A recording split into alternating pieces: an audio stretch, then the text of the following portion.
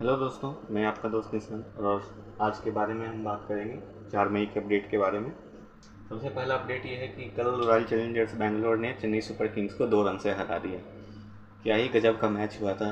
Romario shepherd ने आखिरी 2 over में जो धमाका किया, उसकी वजह से रॉयल चैलेंजर्स बैंगलोर 200 के पार पहुंच सकी और फिर उनको डिफेंड भी कर पाई। यश दयाल ने अच्छी बॉलिंग की लास्ट ओवर में। अगर आप देखो रोमारियो सेफर्ट ने वो इनिंग नहीं खेली होती तो शायद वो 180-190 के आसपास आरसीबी पहुंच पाती, जो कि इतना बड़ा टारगेट नहीं था वो चन्ना स्वामी के फ्लैट पिच पे। चेन्नई आराम से जीत जाती। और खलील के ओवर में जो 33 रन आए, वो इस साल के आईपीएल एडिशन में सबसे ज़्यादा रन्स बने हैं किसी एक ओवर में।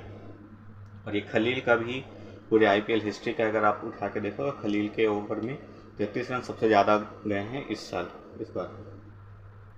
चेन्नई सुपर किंग्स जब बैटिंग करने आई तो आयुष महात्रे ने एक बहुत अच्छी बल्लेबाजी की, जडेजा ने बहुत अच्छी बल्लेबाजी की, लेकिन एक अंपायरिंग डिसीजन हुआ जो कि डेवाल्ड डेविस का था। गेंद फुल टॉस थी, डाउन द लेग जा रही थी, लेकिन अंपायर ने उसको आउट दे दिया एलबीडब्ल्यू। और जब डीआरएस की मांग की डेवाल्ड डेविस ने, तो फिर ऐसा बोला गया कि नहीं, वो 15 सेकंड का टाइमर पार हो चुका है। वो टाइमर ऐसा था कि कमेंटेटर्स भी बोल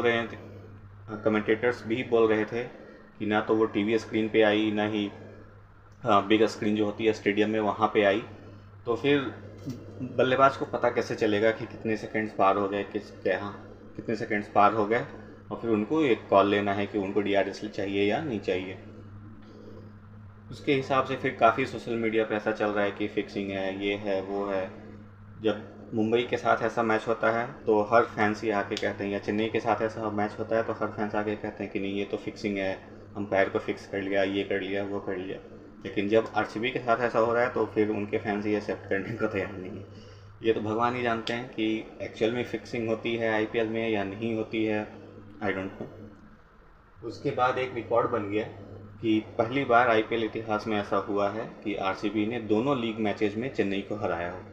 वरना ऐसा कभी भी नहीं हुआ आज तक कि जो 2 लीग मैच होते हैं जहाँ पे टीम आमने सामने होती है, ये नॉकआउट्स की बात नहीं है, सिर्फ लीग मैच की बात है, और उसमें आरसीबी ने चेन्नई सुपर किंग्स को दोनों बार हरा दिया हो। तो ये पहली बार ऐसा हुआ आईपीएल हिस्ट्री में। चेन्नई सुपर किंग्स इतना ही ख़राब खेल रही है कि हर तरह के रिकॉर्ड वो बनाते जा रही है इस साल। आज के मैच की बात करते हैं तो कोलकाता और राजस्थान के बीच में पहला मैच है जो दोपहर का मैच होगा, और शाम का मैच होगा पंजाब और लखनऊ के बीच में। केकेआर और राजस्थान की अगर बात करें तो राजस्थान ऑलरेडी एलिमिनेट हो चुकी है। चेन्नई के बाद दूसरी टीम थी जो कि एलिमिनेट हो गई, मुंबई इंडियंस ने उनको लगभग 100 रन से हरा दिया था, वो बाहर हो गए थे। उनके लिए एक और चिंता का विषय यह है कि संदीप शर्मा रूल्ड आउट हो चुके हैं इंजरी की वजह से। इसी वजह से उन्होंने आकाश मडवाल को उस मैच में खिलाया था। अगर केकेआर की बात करें तो 7वें नंबर पे हैं, लेकिन अभी भी रेस में बने हुए हैं। अगर उनका स्टैंडिंग्स देखो तो 10 मैच में 4 जीते हैं, एक बारिश की वजह से रद्द हुआ था, तो ऑलमोस्ट 9 अंक पे हैं वो।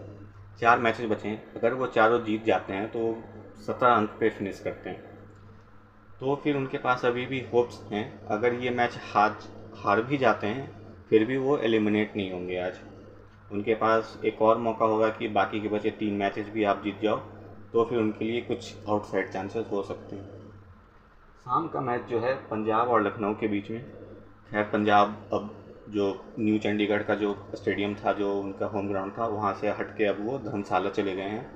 कंटिन्यूस 3 मैचेज जो हैं पंजाब को धर्मशाला में अपने होम ग्राउंड पे ही खेलना है, और वहाँ पे ये कोशिश करेंगे कि वो 3 के 3 मैचेज जीतें ताकि वो बेहतर पोजीशन पे रहें और क्वालिफाई करें इवेंट टॉप 2 के लिए। अगर पंजाब आज जीत जाती है मैच तो वो चौथे नंबर से डायरेक्ट दूसरे नंबर पे आ जाएगी, क्योंकि अभी वो 13 अंक पे हैं, और वो जीत जाएंगे तो वो 15 अंक बना लेंगे। मुंबई गुजरात के ऊपर चले जाएंगे, वो बेंगलोर के नीचे रहेंगे, लेकिन फिर भी वो टॉप 2 में आ जाएंगे। और एक ऐसा रिकॉर्ड और भी हो सकता है कि अगर आज पंजाब ने लखनऊ को हरा दिया तो सनराइजर्स हैदराबाद तीसरी टीम बन जाएगी जो कि आईपीएल प्ले ऑफ से बाहर हो जाएगी। चेन्नई राजस्थान ऑलरेडी बाहर हो चुके हैं, तीसरी टीम आज हो सकती है सनराइजर्स। क्योंकि अगर आप सनराइजर्स को देखो तो 10 में से 3 जीत पे हैं, अगर वो बाकी के 4 के 4 जीत भी जाते हैं तो मैक्सिमम वो 14 अंक पे जाएंगे। और अगर आज पंजाब जीतती है तो पंजाब 15 अंक लेके सेकंड पे चली गई, आरसीबी ऑलरेडी 16 पे हैं, तीसरे चौथे पे मुंबई या गुजरात 14-14 अंक पे हैं, मंगलवार को उन्हीं दोनों के बीच में मैच होना है, तो एक टीम फिर आगे निकल गई 14 से, और जो हारी वो 14 पे रहेगी। लेकिन ऐसा हो नहीं सकता कि वो अपने बाकी सारे मैचेस हार जाए। तो सनराइजर्स हैदराबाद के लिए शायद आईपीएल ख़त्म हो सकता है, प्लेऑफ्स की रेस से बाहर हो सकते हैं अगर पंजाब ने लखनऊ को आज हरा दिया तो। अगर लखनऊ की बात करें तो 10 में से 5 जीत 5 हार ऐसा है उनका, नंबर 6 पे हैं वो। उनको कहीं ना कहीं ये खलेगा कि शायद वो चेन्नई सुपर किंग्स के अगेंस्ट जो मैच था वो जीत सकते थे, लेकिन वो जीता हुआ मैच हार गए थे।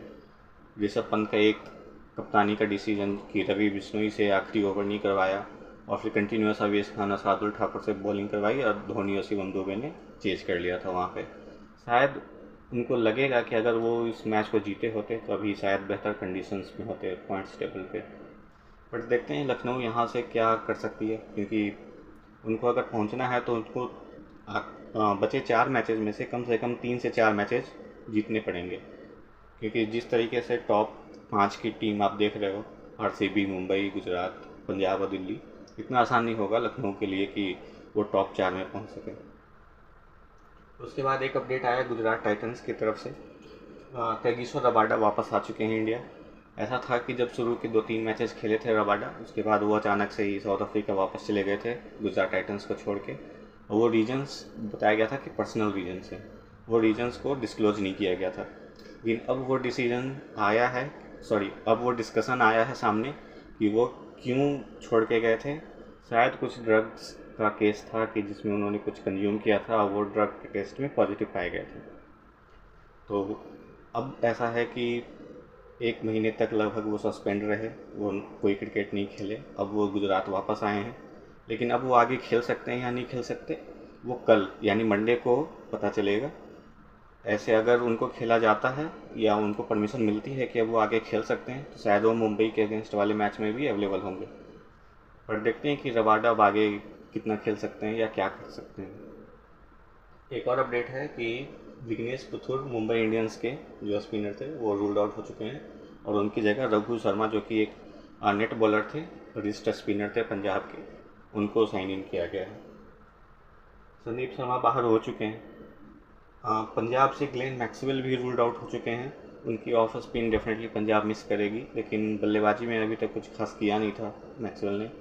सो लेट्स सी कि वो किसको रिप्लेसमेंट में लेते हैं। रिकी पॉन्टिंग ने तो ऐसा बोला है कि वो कुछ इंडियन लोकल टैलेंट्स के साथ काम कर रहे हैं और वो देख रहे हैं कि वो किसको अनाउंस कर सकते हैं। तो ऐसी उम्मीदें हैं कि शायद कोई इंडियन प्लेयर आ जाएगा रिप्लेसमेंट में, क्योंकि अगर आप उनकी बेंच स्ट्रेंथ देखो तो बार्टलेट ऑलरेडी बेंच पे हैं, उमर जई को उतने चांसेस मिले नहीं हैं, अरुण हार्डी को तो एक भी मैच नहीं मिला अभी तक।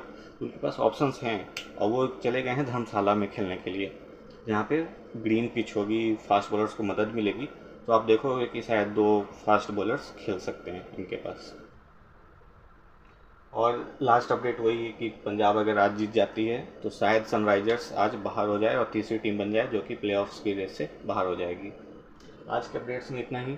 Thank you.